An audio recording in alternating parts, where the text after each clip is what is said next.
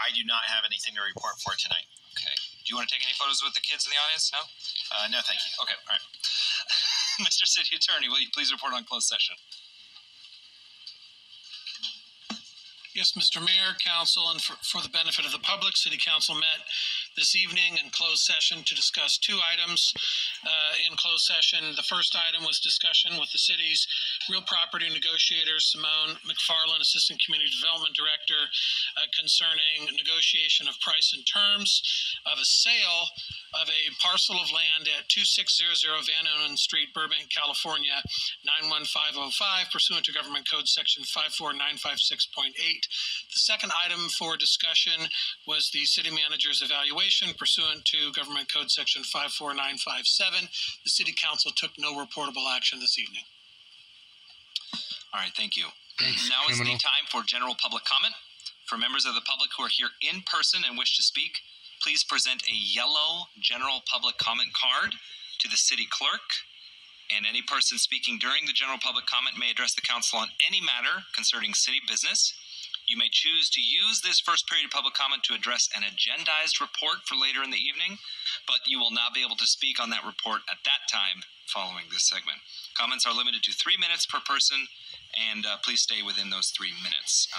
You can state your name for the record. That would help us. If you're at home and you're watching, you can call in now, 818-238-3335. We'll take calls after in-person comments. I have 7 cards with me. First up is Ron Bax, followed by Emmanuel Perez.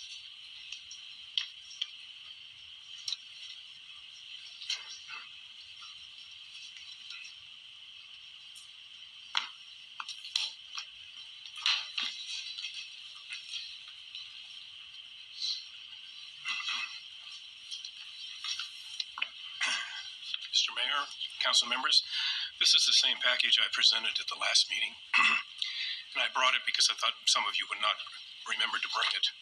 Anyway, the mayor and the vice mayor referred to a survey, which is this here, taken April 19th to the 22nd of 2022 at the January 31st meeting. Specifically responds to the question, goals that could be considered as part of City of Burbank, a plan for moving housing and equal opportunity for all. More specifically, the multiple choice selection for that question, strengthening rent control regulations, where 60% of the responders responded it was extremely high priority or major priority. It wasn't presented in the package, but 54% of the responders were owners, 41% were renters, and 5% were unwilling to discuss, to present what they were. So it's kind of interesting that 60% wanted more rent control regulations, which means that if you had, you took the 5% out of the 41%, you'd need 14% from the owners to get to your 60% level. That'd be 25% of the owners. Whereas if those 5% were owners, then you'd need 33% of the owners, actually 32%. And neither of those seem likely to me. But I'll discuss what I think is the real thing at the end here.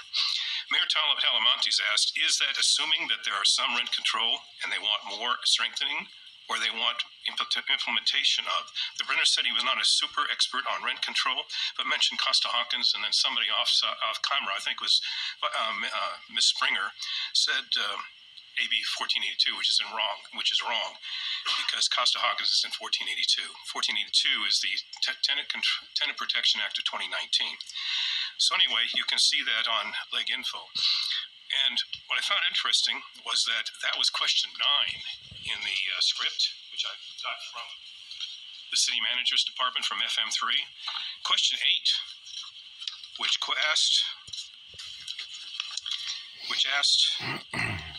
why do you think there's not affordable housing in Burbank? And they gave him wages are too low, wealthy newcomers are pricing existing residents, too many government regulations, too many homes are being converted to short-term rentals, too few family homes, etc. D was landlords are raising rents to maximize profits. That would seem more direct as far as wanting rent control. And I'm curious why that wasn't in the report. And I've followed up 4 times, and I still don't have the answers for this response, this question in the survey. And I'm out of time, so I will be back. Thank you. Thank you, Mr. Bax. I have Emmanuel Perez, followed by David Donahue.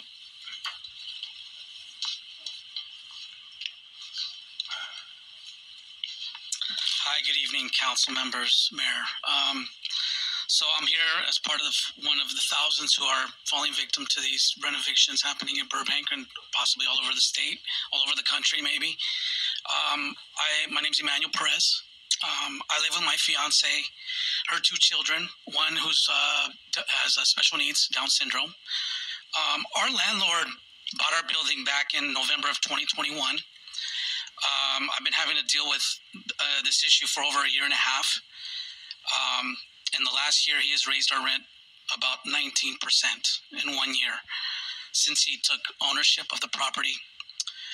5 months ago, in December, he wanted us to move into my neighbor's unit that he had renovated, and he was going to move my neighbor downstairs, and he disclosed to me that my neighbor was on Section 8, so he couldn't kick him out, and I felt that was a violation of his privacy. There was no reason for him to tell me that. So he wanted to move us into the newer unit to charge us $400 to $600 more. So that I did the math, and that's about an increase of 55%. He wanted us to pay more than within the year he's bought the building. I think that's ridiculous. And so I spoke with the tenant landlord committee, and they told us that basically he can't do that. And I went back to him and I told him, what I've learned, and he said, you know what, you're right, I can't kick you out. And he said, but when I can, I will. So then in April 1st, I got I finally got a notice, 60-day notice to quit. So that's where I'm at now. I'm supposed to be out in 3 weeks. I don't know what to do. I don't think it's right that he thinks it's that easy to just, come in and displace family. He displaced a family already that had been living there for over 20 years. They didn't know their rights, and unfortunately, they left. I don't know what happened to them. So, I just think that the citizens of Burbank are asking for, certain protocols to be put in place, so it's not that simple for this to happen. Perhaps, just getting, more, eviction or relocation, help. And, I think first month's rent and your deposit isn't enough money to relocate your life. So I think you guys have the power to do something, and it's very urgent that something has to be done right now. Thank you. Thank you, Mr. Perez. David Donahue, followed by JP.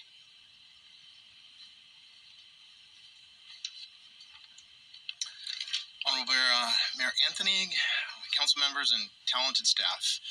Before I begin, to Mayor Anthony, you do a wonderful job with the proclamation. So congratulations. Everybody feels very warm and welcomed, and the way you include the children is to be commended. Thank you. Thank you for that. My name is David Donahue. Give him more time. Thank you. Can we start over? My name is David Donahue. I'm a resident and business owner here in the great city of Burbank. I would like to address the emergency agendization and the direction of staff to study implementing an eviction moratorium. So far, it seems like there's been a very one-sided discussion that's been happening here in the chamber, at the Landlord-Tenant Commission last week, and as well as in the media. And I think what's been missing is the involvement of the landlords, the property owners. I think that the characterization of many of the, well-intentioned tenants as making landlords to be profit-hungry or greedy is just not fair, because they haven't had a chance to kind of come back and have any sort of opposite or opposing views. To allow or to be seen to foster this narrative plays against the business owners who contribute to the tax base, provide critically needed housing, and call Burbank home themselves. These mom and pop landlords are part of the fabric of our community, and I say it's your job to ensure that they themselves have been heard. The tenants demand equal power, seems to be claiming a life estate, and I will thank one of the previous public commenters, Ron Bax, for the life estate reference. That for as long as they want, they're allowed to live in below market rates and have highly restricted increases. And again, what is missing is an equal opportunity by the landlords and property owners. They have a right to be heard and not to be forced by this precedent to use the same tactics. Regarding the flag, it's a very sensitive issue. I do believe that it should only be the nation's flag, the state flag, and our city flag. Again, I would like to thank the council members for your time and your service to the city. It is greatly appreciated. Thank you. Thank you, Mr. Donahue. I have JP, possibly JD? JP, okay. Followed by Martha Euro.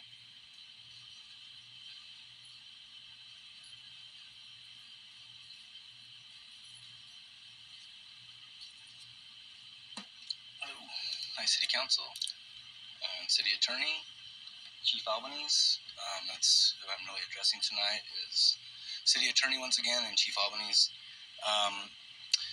I spoke a few weeks ago about what had happened to me and my interaction with police who are being arrested twice and having the charges dropped and then other charges brought forth. I just want to state on the record exactly what falls under disorderly conduct. I was charged with that charge for another person named George Deshi taking my snap of one of my videos, taking a screenshot of one of my videos of a Lieutenant Brimway, and then supposedly making threats, quote unquote, is what the police department and city attorney, when they filed charges on me, said. They sent a warrant in the mail to my address. They didn't present me with a paper citation.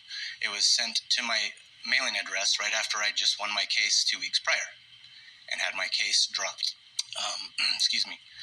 And after that had happened, they said that disorderly conduct fell under, I guess, from their opinion, was the fact that a George Deshi took a snap of Lieutenant Brimway, posted it onto Facebook, which I don't even use that platform, and then from there, he said, redress your grievances at Lieutenant Brimway's house, put his phone number, his wife's full name, his full name, and said, redress your grievances at his house. I'm still confused. I want to ask the city attorney, I'm still confused on what exactly that falls under as a threat. And then I was accused of being that person, I guess, is using an alias, is what I'm assuming. I hate to assume because it does make an ass out of myself and everyone else, but assuming that's all that I could come up with as far as why they were trying to charge me for that, I'm still confused. And I've filed charges now against George Deshi with the police department for them to seek out this person and find out who this person exactly is. I have still not heard anything back. I have tried to make appointments with with Justin Hess here, and I have not heard anything back. I'm still trying to get a hold of Mrs. O in the city attorney's office to have a meeting with her. I have not spoken with her. I have also tried to make meetings with Chief Albanese, left messages on his phone. I have yet to speak with him. So I would just like to know exactly what the protocol is, how charges can just be made up, search warrants executed on me at court, and my phone seized, my vehicle left wide open, like I told you last time, with hunting gear and stuff like that in it, left open to the public for children. Last thing I want to say is what's going to happen with these people that are renting and they're now going to be forced out? Are they going to use the city attorney's office and police to force those people out? Is that what's going to happen next? Thank you for your time. I appreciate you guys. Thank you, JP. I have Martha Ural, followed by Linda Granero.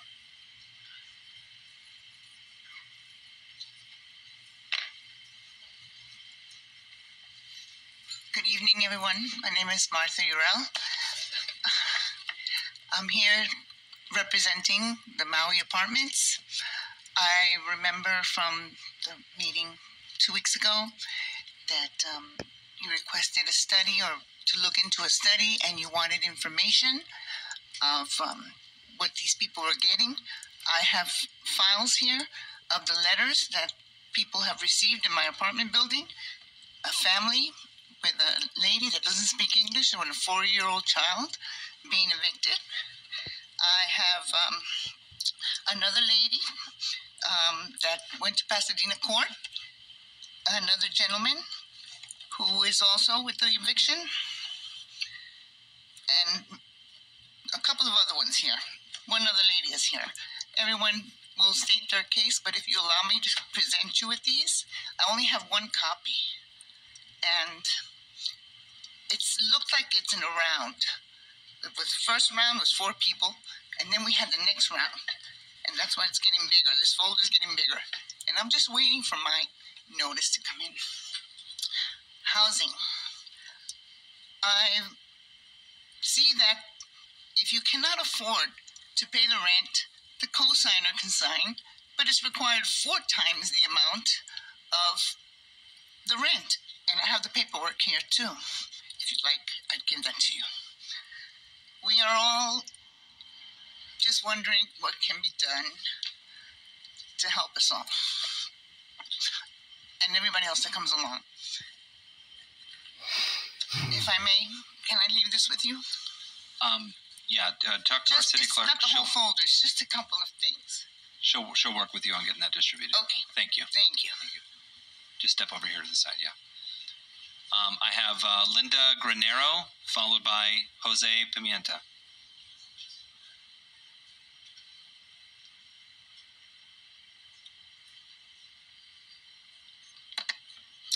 Good afternoon, esteemed council members. My name is Linda Granero, and I'm here once again to bring my concerns about something that has been impacting tenants throughout the city. I'm here on behalf of myself, my daughter, and the dozens of tenants that are finding themselves displaced and have fallen victims to these rent evictions. This is a matter that we had brought before the council 2 weeks ago. At least our building did. I know that there have been other tenants that have had the same issue. And at this point, we're pretty much desperate. We have, the clock literally ticking. I myself received a 60-day notice to quit. And again, it's a no-fault eviction. And I know, to address some of what some of the other speakers have said, that the conversation does seem one-sided, but you have to consider that it is our livelihood that is being impacted. And not all of these landlords are mom and pop landlords. There are corporations, LLCs, that are displacing their tenants so that they can get around AB 1482, which provides the caps for the rental increase. It's easier to say, I'm going to give you a 60-day notice, scare you to leave your apartment, and bully you so that you will leave this building, so that I can just turn around, slap a coat of paint, and then rent it for $400 to $600, even $800 more. And it's definitely impacting our livelihood because we have been there. We have tenants that receive based on technicalities, they have received 3-day notices, 60-day notices, 30-day notices. We even have one of our neighbors who now received their actual eviction documents from the court, and all because her account, she had fraud on her account. Our landlord didn't give her a chance to explain the situation, to research. I told her to file a police report so that she could show that this is what's going on and it's not through no fault of her own. We have tenants that, can show you a 12-month, 15-month history that they've been paying their rent on time. But, it doesn't matter because all they want is they just want to kick us out, and we really don't have anywhere to go. I've searched and searched. I have spoken. I have used all of the resources. I've gone to Section 8, I've gone to BHC, I went to the Landlord Tenant Commission to see if there's anything that they could do. I've used all of our resources, but there's really nothing out there for me. So, thank you. Thank you, Linda. Jose Pimienta, and that's my last speaker card. If anyone else wants, grab a yellow card, turn it in.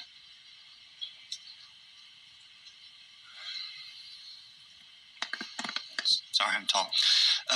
Good evening, everyone. Thank you for being here. I'm just going to follow up on what the other tenants have been saying. So yes, on April 25th, multiple tenants came over here expressing their concerns about their current living situations, and the council, sent them to the Tenant Landlord Commission, which coincidentally happened on May 1st. They went to May 1st to the Tenant Landlord Commission, and based on everything that happened on that meeting, tenants have their feelings about that. I have my opinions about that.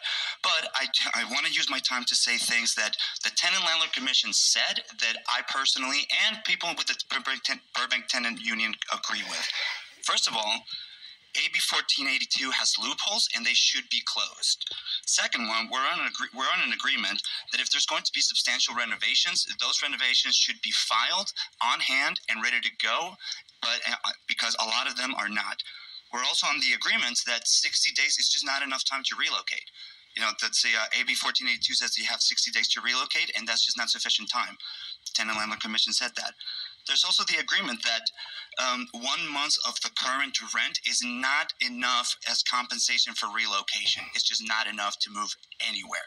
So we're in agreement with that. What's the other one? Well, there seems to be an agreement of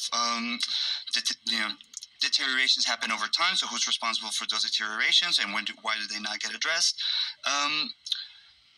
Also, there seems to be an agreement from the Tenant Landlord Commission that these concerns, which stress citizens, may be one of the reasons why it may be increasing homelessness. We want to prevent homelessness. The Tenant Landlord Commission says, yeah, we also want to prevent homelessness.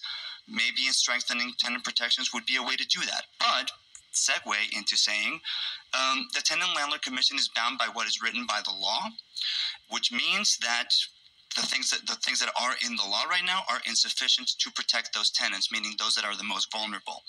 And again, I just really want to stress that the Tenant Landlord Commission is a volunteer commission, which great. That takes an applause on my book. But that being said, they're also saying that they don't have enough people, personnel, or time to address the multiple people that are coming over to them. So maybe we should take notice of that. If this is becoming such a big issue, maybe it's time for council to step in. And the last thing that I want to say in the last 30 seconds that I say is that a lot of these tenants were told to go to the Tenant Landlord Commission on that Monday. The Tenant Landlord Commission said, well, this seems like a really big problem, but because we're not equipped to handle it, you need to go back to City Council. So 2 weeks later, or rather a week and a half later, May 9th, today, they're still here, wondering what did they do next. They went to where you told them, and now they're being sent over here. So thank you for your time, and I think that's all I have to say. I really appreciate it. Have a good night. Thank you, Jose. We will now move to callers. Yes? We have no callers, Mr. Mayor. Okay. We have no callers. Great. I will close the public comment period. Mr. City Manager, do we have any response? Yes, I'd like to call up our Community Development Director, Patrick Prescott. He did have they just put together a housing resource information page that we have out in front, but we want to just go over it briefly. Okay, I know it's not on the agenda, but we want to make sure that people know. Sure. Hello. Please introduce yourself. Good evening, Mr. Mayor, members of the City Council. Patrick Prescott, Community Development Director. Eviction can be very distressful and distressing, frustrating. There's a lot of uncertainty for people, I understand. We've heard from a lot of folks, both at council and via email, on the phone. And we owe the council, and we're bringing back a report study session on the matter on AB 1482, and also, correct me if I'm wrong, Mr. City Attorney, a menu of potential things that we can do in the city of Burbank to offer more protections to renters going forward. We've prepared a homeless. We have multiple tasks in that division: homelessness, housing, economic development. So, housing resources lists. It's available on the counter. It's available online. As I understand it, many of the folks who showed up at Landlord Tenant Commission were assigned a commissioner who can reach out to landlords. It may not ultimately prevent the eviction, but it may buy some time for now while we work through some of these issues, so that it's not 3 weeks or 4. No promises, right? It's negotiation with, it's a volunteer, as was mentioned, commission, and we try to work with landlords on all sorts of issues, and not just eviction issues. If anyone has an issue with a tenant or a landlord, they may call at all times during the day, Monday through Friday, 8 to 5. Someone is there to answer the phone. The housing office, 818-238-5180. 818-238-5180. You can also just go to the City of Burbank website, search for housing under the Community Development Department, and you'll land on all the pages that may be of help to you. That's what I have for you this evening, Mr. Mayor. Thank you very much. Thank you. Just to clarify, we have a study session for AB 1482. When is that menu stuff coming? What was that? Do we have a date on that or no? Is that going to be included in all the study session? There's currently an item in the budget to hire the person to come give the study session. Oh, okay. Thank you. That's okay. Yeah. All right. Specifically, I'd like to respond to JP, who came here this evening and previously. He asked about the proper protocol to address his concern about criminal charges, and that's the court. That's the criminal court when his case comes up. That is the purpose of the judge, is to look at the charges and look at the evidence and make a determination. And so that's the appropriate place. We don't. So anyway, the criminal court is the appropriate place to address those concerns. Thank you. And thank you to everyone who came out this evening. We are looking at these issues. We're working on this stuff, and we have stuff moving forward. And when that comes to fruition, we will post it on the agenda. We will get everyone involved. We'll do outreach. I don't want it to be a one-sided conversation. I want to have a robust conversation, and that way we can move forward. Always a one-sided conversation. Any other comments? Thank you, Mr. Mayor, and I do want to thank everyone who came and